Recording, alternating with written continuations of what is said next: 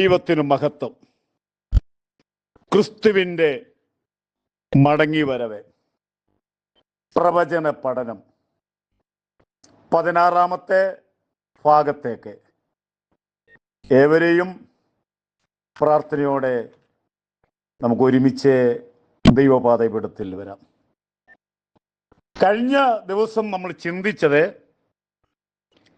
യേശു 2 പ്രാവശ്യം ദൈവാലയ ശുദ്ധീകരണത്തിന് വേണ്ടി വന്നു. അത് നമ്മൾ ചിന്തിച്ചതാണ്. 2 പ്രാവശ്യവും ജനങ്ങൾക്കൊരു മാറ്റമില്ലാത്തതിനാൽ നമ്മുടെ കർത്താവ് ദുഃഖത്തോടെ ദൈവാലയം വിട്ടു താനെ വളരെ വേദനയോടുകൂടി എന്നേക്കുമായി പടിയിറങ്ങി. താൻ ഇപ്രകാരം പറഞ്ഞു, ഇത് കല്ലിന്മേൽ കല്ല് ശേഷിക്കുകയില്ല. കാരണം അത്ര വലിയ കെട്ടിടമായിരുന്നു. ലോകത്തിൽ അത്രയും വലിപ്പമുള്ളതും ഉറപ്പുള്ളതുമായ വേറൊരു കെട്ടിടം ഇല്ലായിരുന്നു. പക്ഷേ അതിൻ്റെ കല്ലുകൾ വലിയ ഭാരമുള്ളതും വലിപ്പമുള്ളതായതുകൊണ്ട് കല്ലിളക്കി കളയാൻ പറ്റാത്ത അത്ര വലിയ കല്ലുകൊണ്ട് പണിതതാണ്. യേശു ദുഃഖത്തോടുകൂടി അതിവേദനയോടുകൂടി അവിടെ നിന്ന് ഇറങ്ങിപ്പോരുന്നു. നമ്മുടെ കർത്താവായ യേശു ബൈബിളിൽ പല സ്ഥലങ്ങളിൽ കരഞ്ഞിട്ടുണ്ട്. 4 സ്ഥലത്തെ താൻ കരഞ്ഞു എന്നുള്ള തെളിവുണ്ട്. ഒരു സ്ഥലത്തെ തൻ്റെ ഹൃദയം കലങ്ങി, ഇപ്പോൾ എൻ്റെ ഉള്ളം കലങ്ങിയിരിക്കുന്നു എന്ന് 12-ാം അധ്യായം യോഹന്നാൻ സുവിശേഷത്തിൽ പറയുന്നുണ്ട്. ആദ്യമായി താൻ കരഞ്ഞത് ലാസറിന്റെ കല്ലറയ്ക്ക് ചെന്നു. നമുക്ക് ചരിത്രം അറിയാവുന്നതുകൊണ്ട് ഞാൻ ആ ചരിത്രത്തിലേക്ക് പോകുന്നില്ല. 4-ാം ദിവസമാണ് യേശു അവിടെ ചെന്നത്. ആ സഹോദരിമാരുടെ വേദന, തീരാ ദുഃഖം, ആ കരച്ചില്, ലാസറുമായി അടുത്ത സ്നേഹിതനും കൂടെയാണ് നമ്മുടെ കർത്താവ്. ഇവരുടെ കരച്ചില് കണ്ടിട്ട് യേശു ലാസറിന്റെ കല്ലറയ്ക്കൽ ചെന്നു.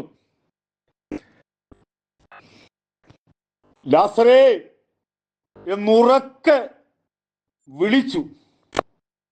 മരിച്ചവൻ പുറത്തു വന്നു. നമുക്ക് 35-ാമത്തെ വാക്യം വായിക്കുമ്പോൾ യേശു കരഞ്ഞു. തൻ്റെ മനുഷ്യത്വത്തിൽ യേശു കരഞ്ഞു. കരഞ്ഞിട്ട് താൻ പോവുകയല്ലായിരുന്നു. തൻ്റെ ദൈവത്വത്തിൽ അവന് ജീവൻ തിരിച്ചു കൊടുത്തു. ജീവന്റെ മേൽ അധികാരമുള്ളവൻ തെളിയിച്ചു കൊടുത്തു. രണ്ടാമത് യോഹന്നാൻ 12-ാം അധ്യായം അതിന്റെ 20 മുതൽ വായിക്കുമ്പോൾ യവനായർ നമസ്കരിപ്പാൻ യെരൂശലേമിൽ വന്നു. വന്ന കൂട്ടത്തിൽ യേശുവിനെ കാണണമെന്നുള്ള ആഗ്രഹം കടന്നു വന്നു. യേശുവിന്റെ അടുക്കൽ കടന്നു വന്ന് എന്തു പറഞ്ഞു എന്നുള്ള തെളിവുകളില്ലെങ്കിലും യേശുവിന് അവരുമായിട്ടുള്ള സംഭാഷണത്തിലെ ഇപ്പോൾ എൻ്റെ ഉള്ളം കലങ്ങിയിരിക്കുന്നു, ഞാൻ എന്തു പറയുന്നു പിതാവേ, ഈ നാഴികയിൽ നിന്ന് എന്നെ രക്ഷിക്കണമേ. യവനായര് വന്നത് യേശുവിനെ കൊല്ലാൻ വേണ്ടിയൊന്നുമല്ല. ഒരു പക്ഷേ യഹൂദന്മാർക്ക് വേണ്ട എങ്കിൽ ഞങ്ങൾക്ക് യേശുവിനെ വേണമെന്ന് പറഞ്ഞു കാണും. തെളിവുകൾ ഈ ഭാഗത്തില്ലെങ്കിലും ഒരു ആത്മീയ ചിന്ത മാത്രം പറഞ്ഞുള്ളൂ. എന്നാൽ താൻ അവിടെ കരഞ്ഞില്ല. എൻ്റെ ഉള്ളം കലങ്ങിയിരിക്കുന്നു എന്ന് പറഞ്ഞാൽ കരയത്തക്ക വണ്ണം താൻ ആ നിലവാരത്തിൽ ആയി. Praise the Lord.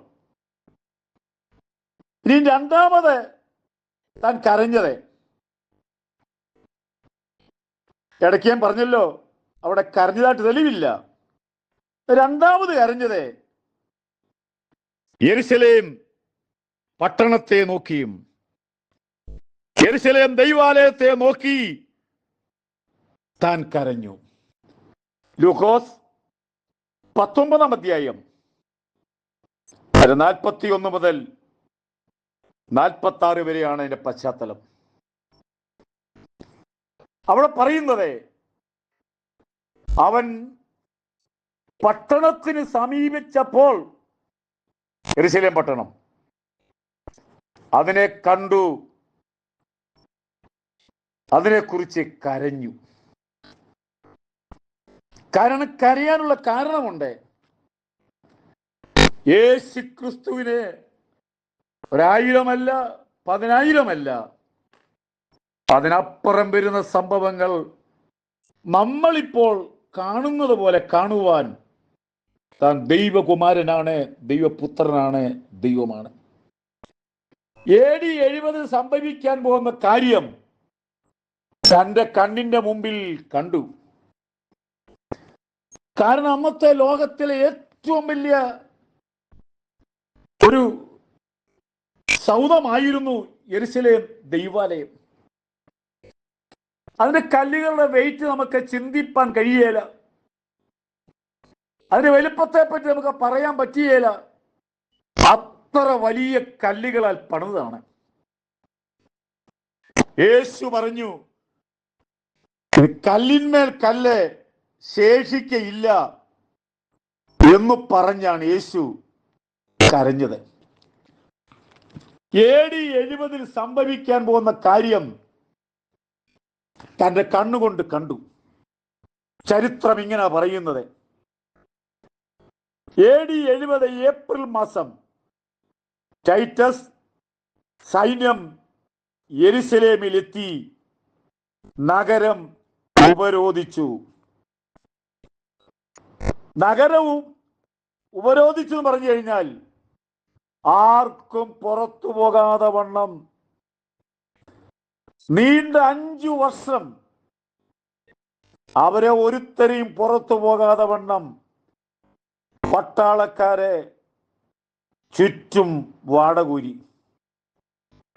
അവിടുത്തെ സംഭവം നമുക്ക് പറയാൻ പറ്റിയേല. അത്ര സങ്കടകരമായ കാര്യമാണ്.